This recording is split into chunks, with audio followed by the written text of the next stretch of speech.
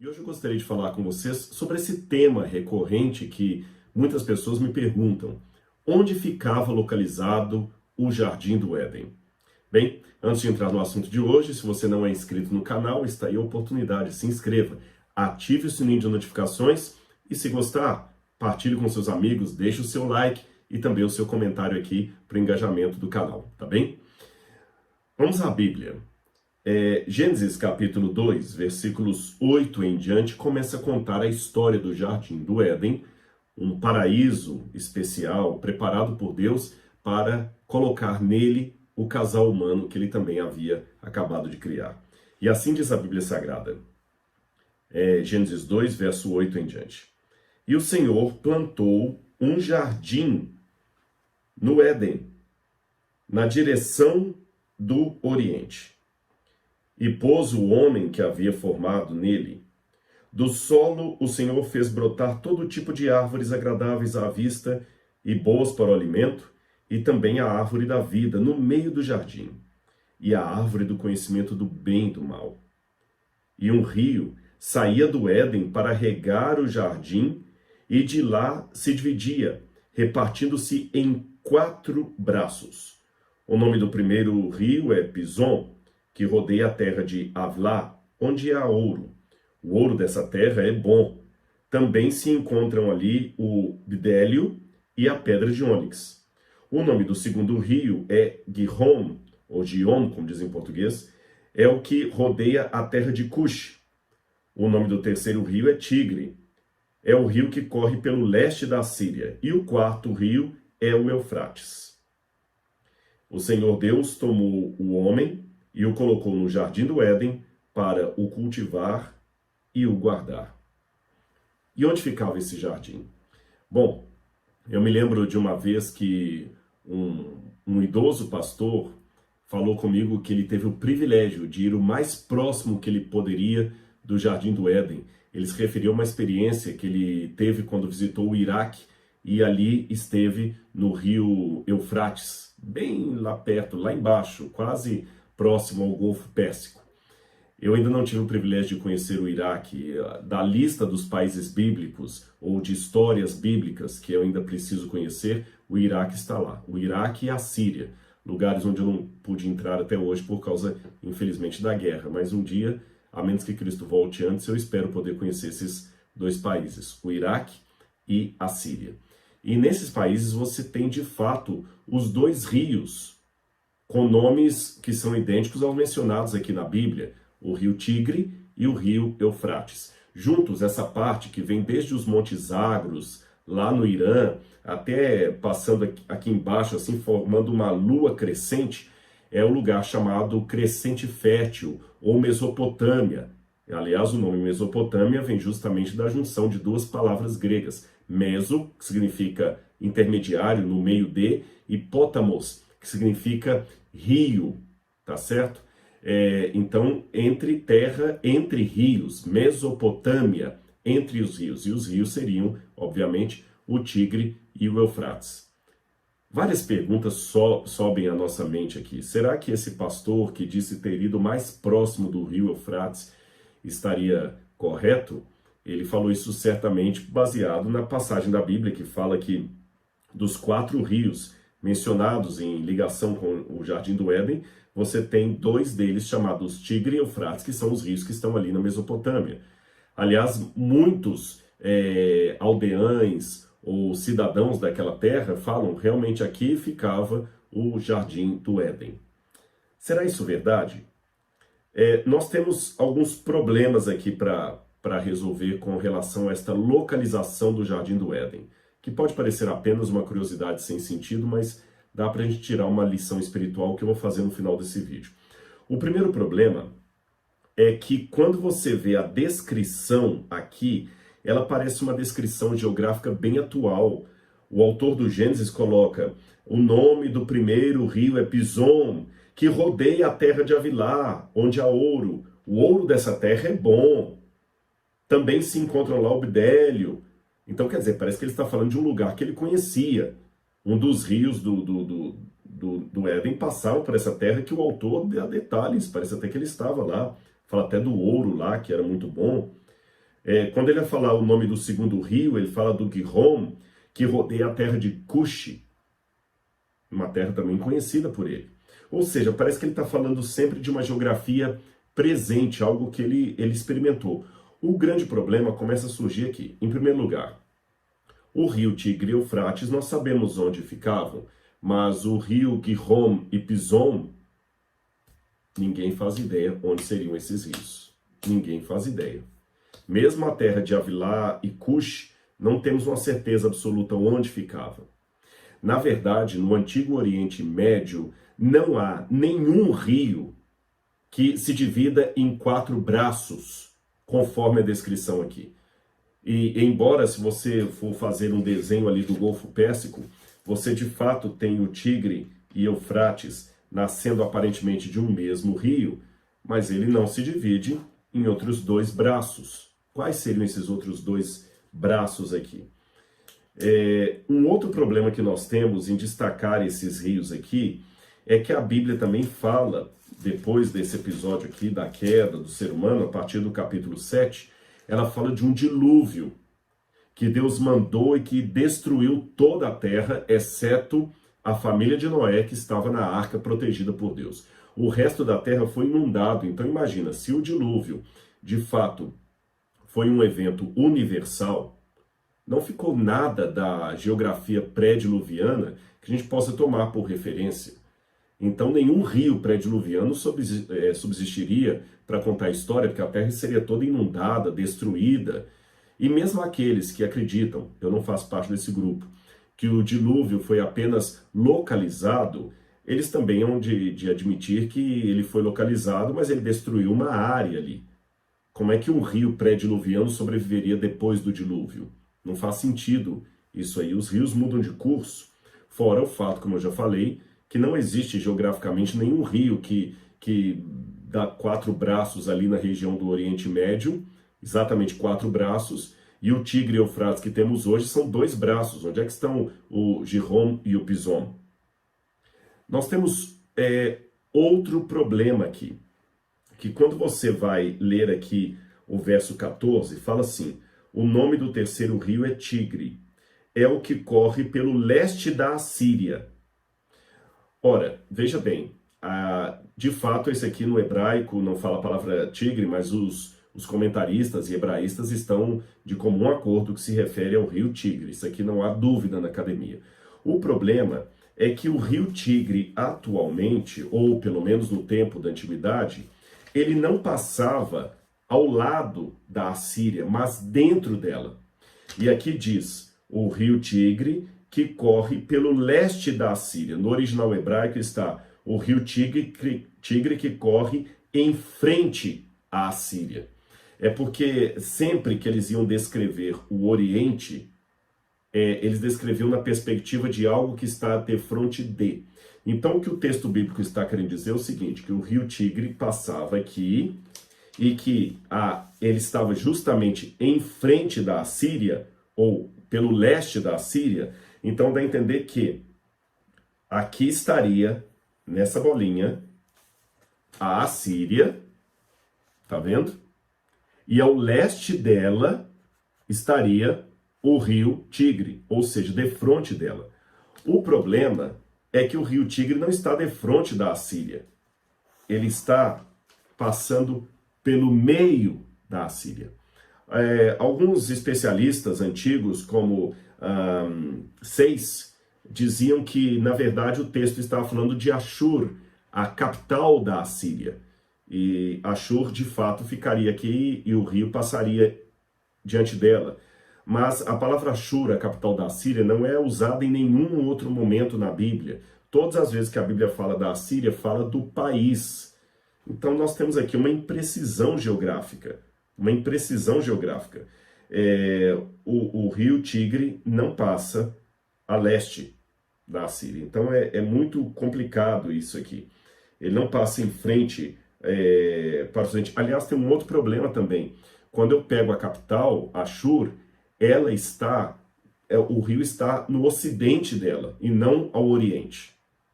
Tem esse outro problema para resolver também. Então tem uma imprecisão geográfica aqui. Bom, tentativas houve as mais diferentes de tentar localizar o Éden, tentar corrigir essas discrepâncias históricas aqui. A terra de Cush, para muitos, seria a Etiópia. A terra de Avilá, a terra do ouro. Alguns pensam que a palavra Avilá significa terra de areia, mais ou menos. Alguns pensam que a terra de Avilá seria no sul da Arábia, que realmente o que você tem ali é um deserto, é uma terra de areia. Então, no sul da Arábia que ficaria a terra de Avilá. Aí alguns, com base nisso, até acreditam que, quando a Bíblia fala, eu vou tentar mostrar um mapa para vocês aqui, que o rio Pison seria provavelmente esse rio aqui, Oxus, que também é chamado de Moram Edem, que é um rio que fica ao norte, a Mudaria, melhor dizendo. O nome dele seria a Mudaria, que ficaria onde hoje seria o Irã, seria a Pérsia. Então o rio ficaria aqui. O Tigre e Eufrates estariam aqui no meio, e o outro rio que se perdeu seria o rio Nilo.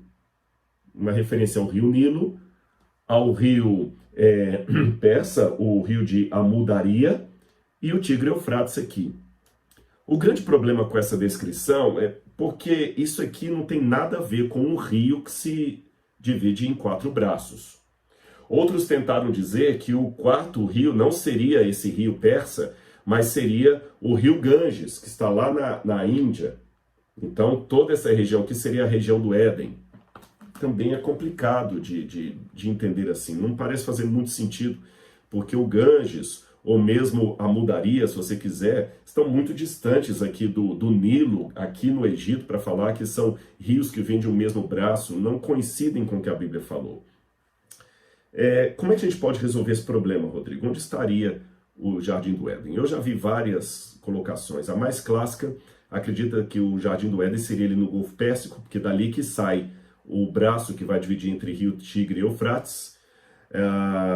Outros pensam que seria no Bahrein. Outros acham que seria na região de Barça.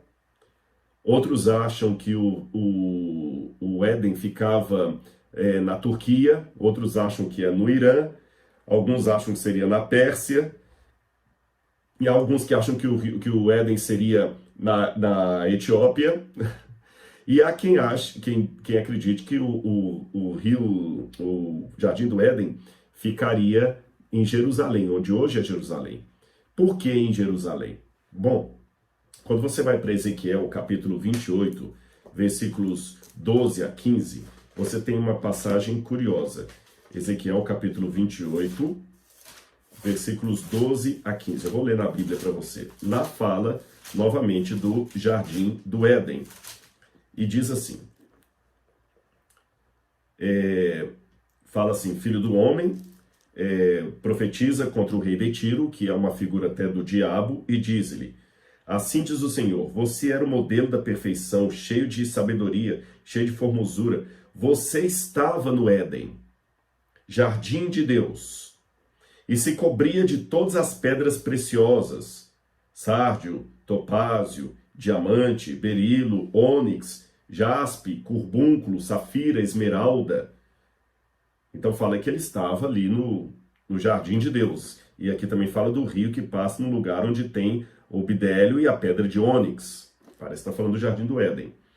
E continua dizendo, você era o querubim da guarda e foi ungido e eu estabeleci.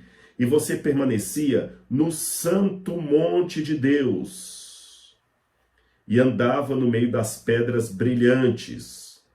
O santo monte de Deus, invariavelmente na Bíblia, é o nome que se dá para o Monte Sião, para Jerusalém, o lugar onde ficava o templo. Então alguns fazem uma associação entre Ezequiel 28, falando do monte de Deus, como sendo o Jardim do Éden, e como o monte de Deus, invariavelmente, em toda a Bíblia, é Jerusalém. Então acreditam que Jerusalém seria o lugar do Jardim do Éden, originalmente. Você sabe que tem até uma possibilidade teológica, isso não é dito explicitamente na Bíblia, porém, alguns teólogos acreditam que provavelmente, quando o dilúvio cobriu a terra, para que o Jardim do Éden não fosse submerso pelas águas do dilúvio, que era uma maldição, o Jardim do Éden foi levado por Deus para o céu. É lógico, a Bíblia não diz isto, É uma inferência que alguns fazem. Por quê? Essa inferência é baseada também em Apocalipse, capítulo 2, versos 17, 2, 17, que lá fala assim: o vencedor comerá do fruto da árvore da vida que está no paraíso de Deus. E como ali o tempo do Apocalipse é muito presente, fala que ele comerá do fruto da árvore da vida que está agora no paraíso de Deus. Mas se está no paraíso de Deus, não pode ser aqui na terra, porque a gente não localiza o paraíso de Deus aqui na terra. E a promessa do Apocalipse parece estar se referindo à Nova Jerusalém, que tem a árvore da vida e que desce do céu. E segundo o entendimento de muitos, ela desce sobre o Monte das Oliveiras, que de acordo com o livro de Zacarias vai se fender. E ali haverá o juízo final. E existe inclusive uma crença judaica que Jerusalém será o último ato de juízo de Deus com os homens, que muitos pensam que será aquela cena do final do milênio no Apocalipse, quando a Nova Jerusalém desce sobre o Monte Sião, perdão, sobre o Monte das Oliveiras, e abre uma fenda, e no lugar da Jerusalém terrena, desce a Jerusalém do céu, que de acordo com uma interpretação teológica que faz sentido, a Jerusalém do céu é nada mais nada menos que o Éden restaurado.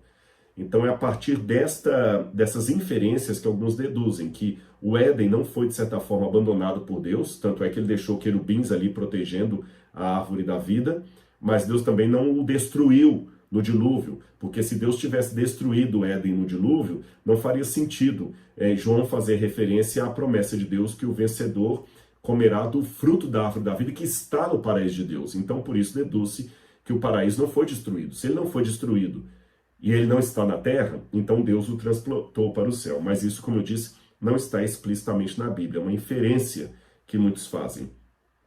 Seja como for, Rodrigo, onde ficava o Éden? Alguns teólogos liberais, como Robert Alter, falam o seguinte: é bobagem procurar o Jardim do Éden, porque essa primeira parte aqui do Gênesis é proto-história, isso aqui é novela.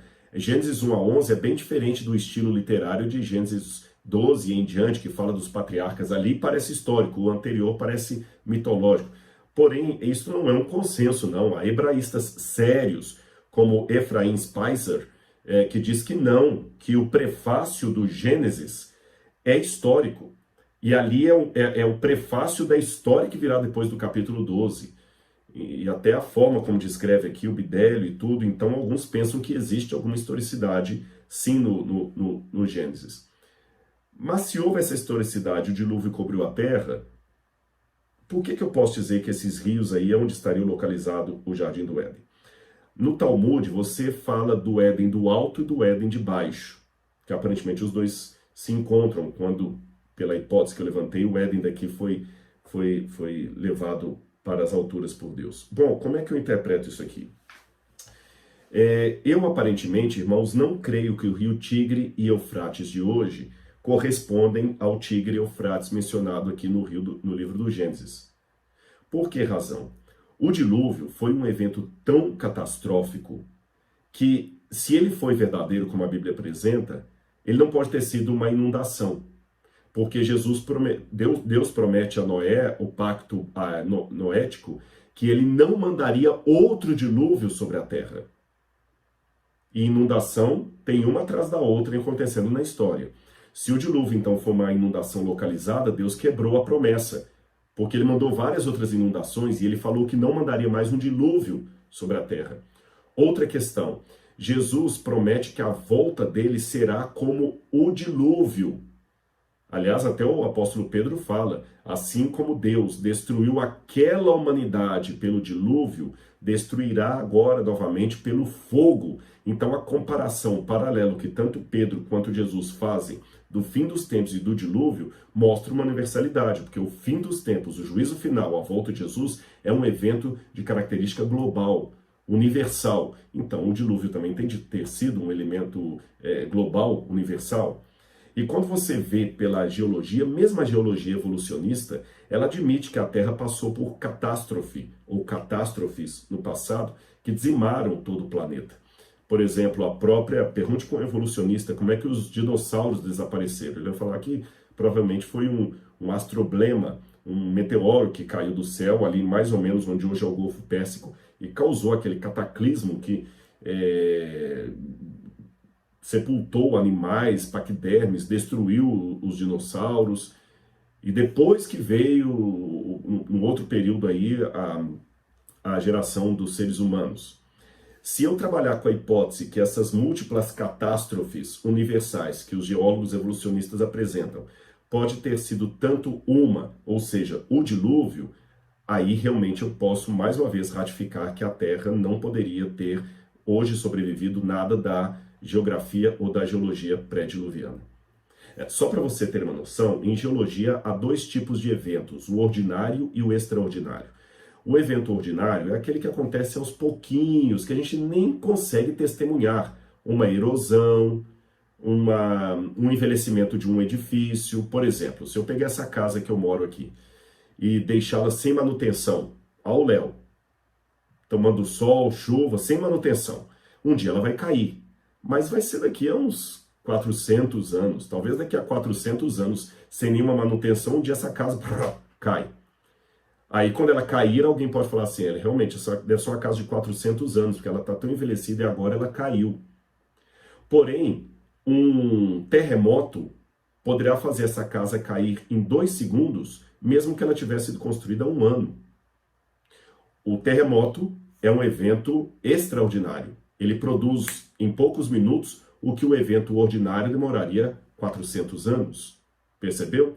Então a diferença entre a cosmovisão geológica bíblica e a evolucionista é que, como o evolucionista não trabalha com a ideia de um dilúvio, de uma catástrofe, ele joga para milhões de anos um evento como se fosse ordinário, que numa situação extraordinária podia acontecer em meses.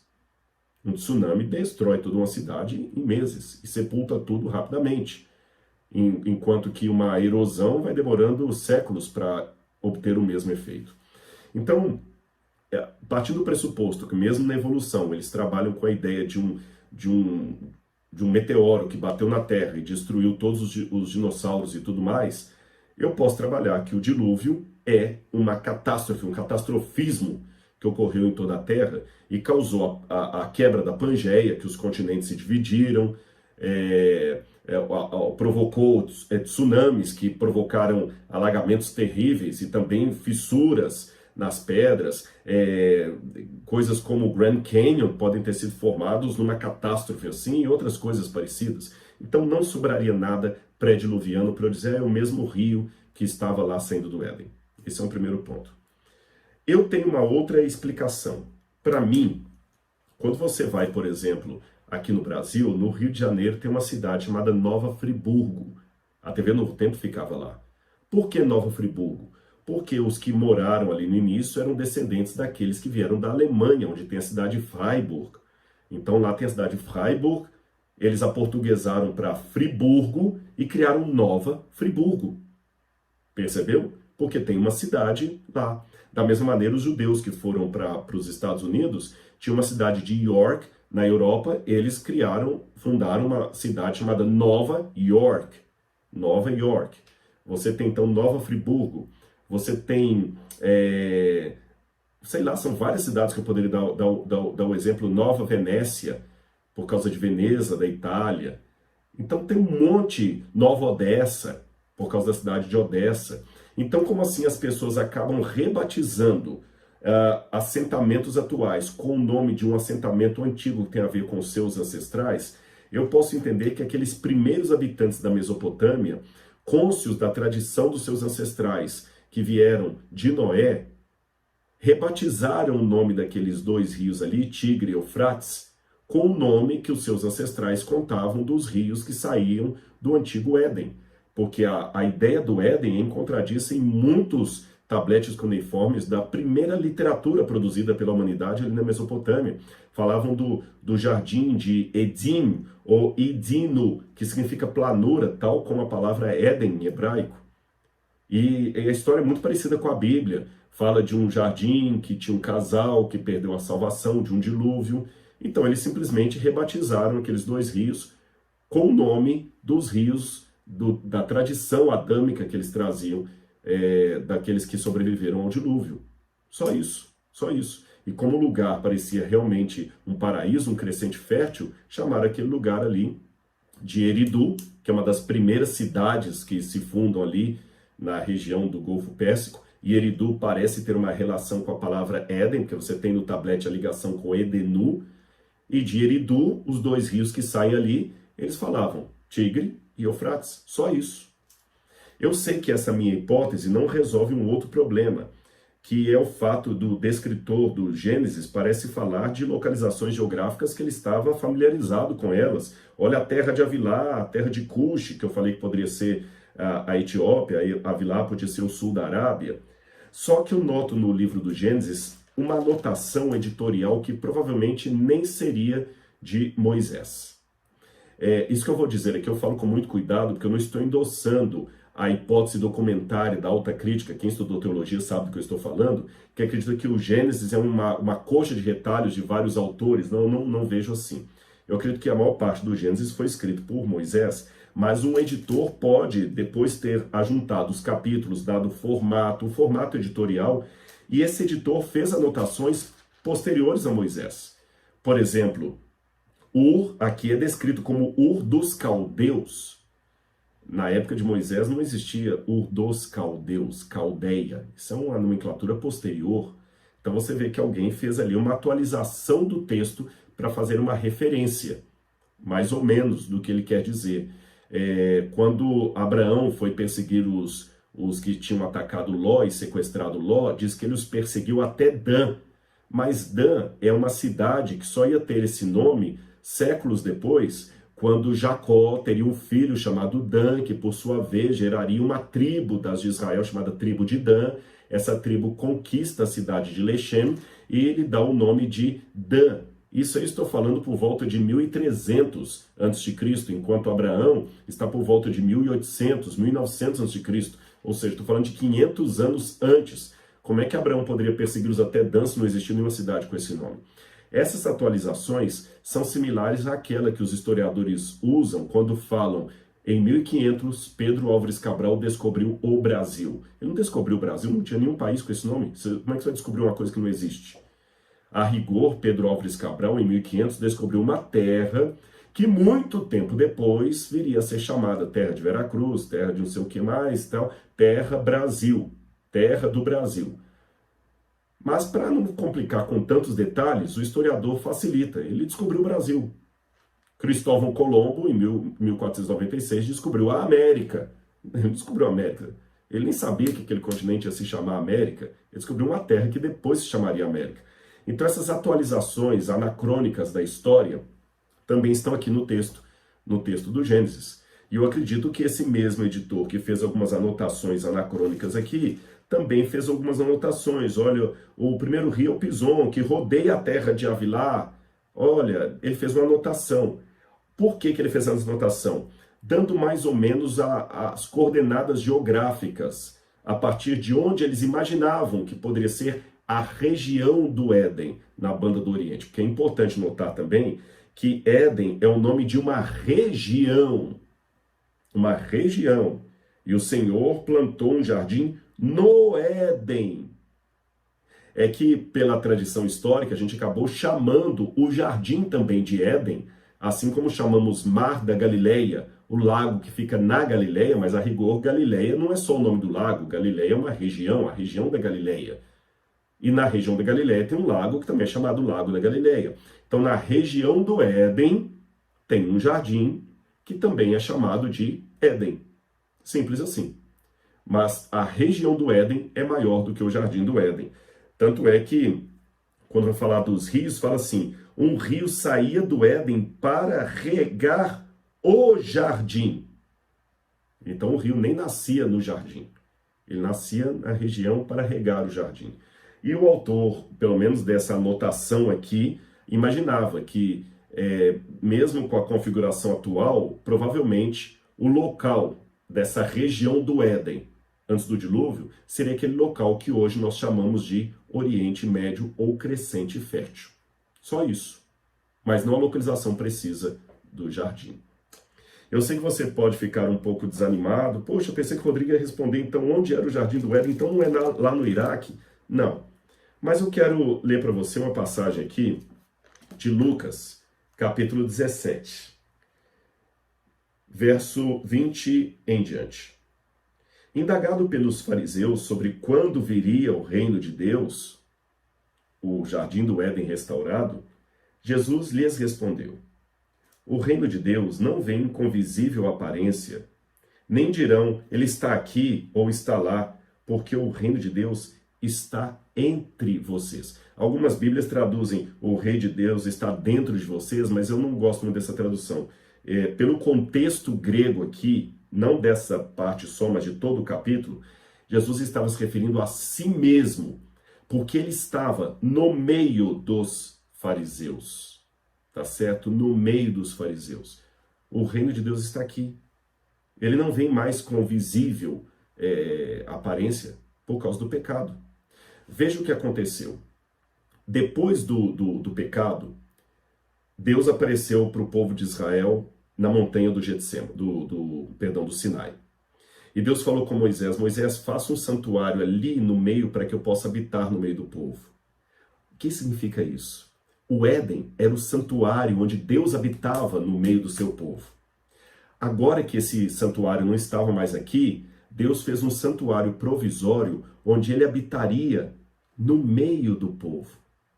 Esse santuário depois virou um templo na cidade de Jerusalém, onde Deus habitaria no meio do seu povo. Talvez por isso que muitos judeus entenderam Jerusalém como sendo o Éden espiritual. Mas esse templo foi 2 vezes destruído. E Jesus esteve aqui como sendo o santuário de Deus no meio do povo. Mas Jesus foi embora. Mas ele deixou o Espírito. E no Evangelho de João ele fala: se alguém me amar, guardará minha palavra. E eu e meu Pai viremos para ele, faremos nele morada. E quando ele fala do Espírito Santo Consolador, no mesmo Evangelho, ele fala: o Espírito já está convosco, mas estará em vós. Ou seja, através do Espírito Santo, Cristo habita em mim. E quando ele voltar nas nuvens do céu com poder e grande glória e com a nova Jerusalém depois do milênio, nós estaremos de novo no jardim do Éden. Mas o que faz do Éden um paraíso? Não é a árvore do conhecimento do bem e do mal, principalmente não é mesmo esta. Não é a árvore que tem o fruto da vida eterna. Não é o rio da água da vida. O que faz daquele lugar um paraíso é a presença constante do próprio Deus.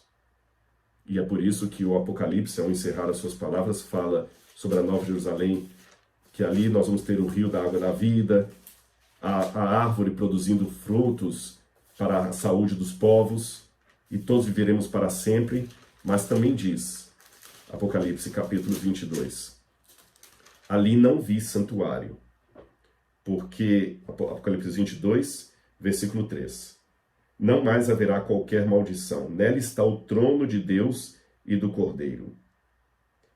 Os seus servos contemplarão a sua face, e na sua testa terão gravados o nome dele.